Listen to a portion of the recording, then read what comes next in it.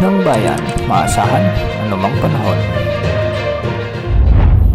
Magandang oras po sa ating lahat. Narito ang update sa lagay ng panahon ngayon at sa susunod na 24 oras.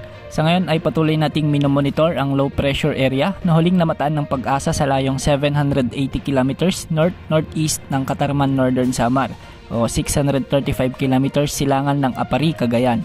Ayon sa Pag-asa, hindi pa rin inaalis ang tsansa nitong mag-develop bilang bagyo sa susunod na 24 hanggang 48 oras dahil sa magandang temperatura ng karagatan o favorable environment na dinadaanan ng low pressure area na ito. Sa ngayon, hindi naman nakikita na dadaan nito sa ating kalupaan, ngunit magpapaulan ang trough o extension ng mga kaulapan nito sa bahagi ng Bicol Region, Aurora, Quezon Province, Northern Samar, Samar at Eastern Samar. Posible ang malalakas na buhos ng ulan sa mga nasabing lugar kaya pinag-iingat po natin ang lahat sa banta ng pagbaha at pagguho ng lupa.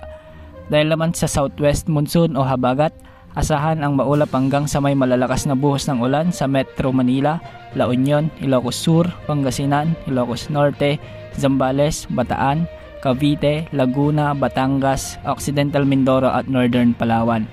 Posible ang mga flash floods at landslides dahil sa katamtaman hanggang sa kung minsan ay malalakas na pag-ulan sa mga nasabing lugar.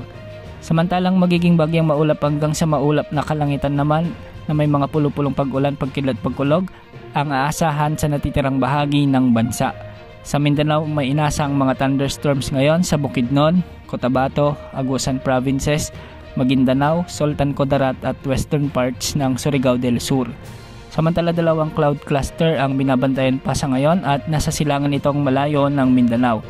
Ating imomonitor ang mga development nila kung magiging LPA o bagyo din ang mga ito sa mga susunod na araw.